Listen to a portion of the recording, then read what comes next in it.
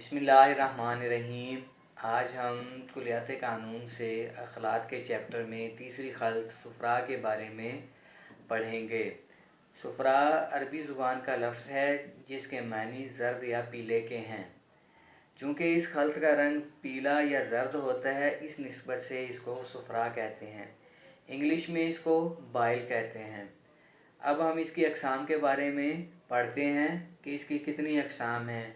सुफ़रा की दो अक़साम हैं, सुफ़राए तबई और सुफ़राए गैर तबई। सुफ़राए तबई से मुराद ये है कि जब हम खुराक खाते हैं और उसका इस्तेमाल जज्ब इंज़ाब और केमिकल रिएक्शंस होते हैं और खुराक जो है सबसे पहले जिस चीज़ में कन्वर्ट होती है, इस खल्त के एतबार से वो सुफ़रा है। सुफ़रा जिगर में पैदा होता है। इसकी दो हिस्से हैं।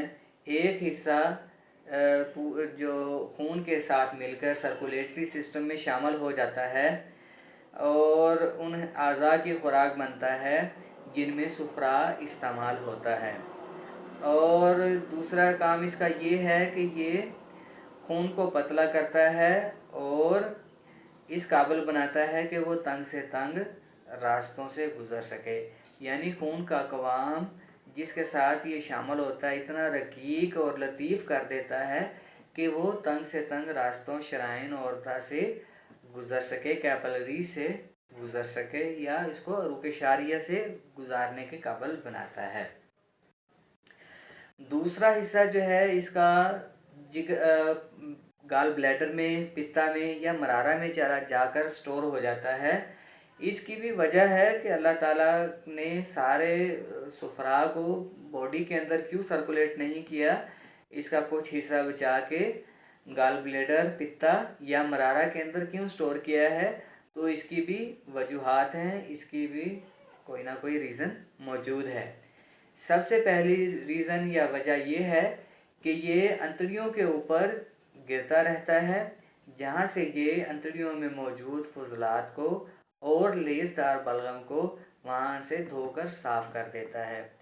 दूसरी सूरत ये है कि ये पूरे जिस्म के अज़ा के एतबार से और एक हिस्से के एतबार से भी अपनी ज़िम्मेदारियाँ सरअंजाम देता है।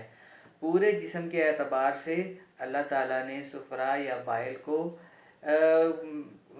मरारा में या गाल ब्लैडर में इसलिए बचा के रखा है कि अगर ये सारे का सारा जिस खून के साथ शामिल होकर मिलकर सर्कुलेटरी सिस्टम में आ जाता तो ये यरकान का बायस बनता या जांडस पैदा करता।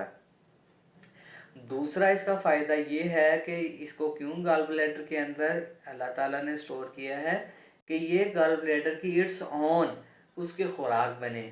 यानी कि गाल ब्लैडर इसको अपनी खुराक के तौर पर या अपनी नरिशमेंट के लिए इसको इसके अंदर से जो भी इसकी ज़रूरी चीज़ें हैं इस्तेमाल करे।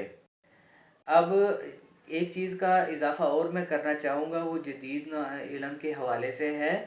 यही सुफ़रा है, यही बाइल है जो कि बाइल पिगमेंट्स और बाइल साल्ट्स के नाम से जाना जाता है।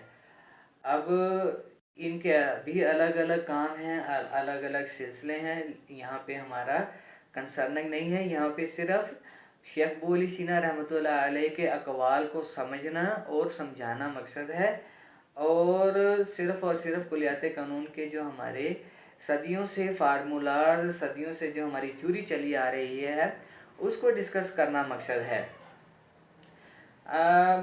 सुफ़रा जो है वो बज़ाते ख़ुद अंतड़ियों में गिरता है, जिसकी वजह से ये अंतड़ियों और उज़लात मकद रेक्टल मसल्स के ऊपर ख़ास किस्म की तहरीक पैदा करता है।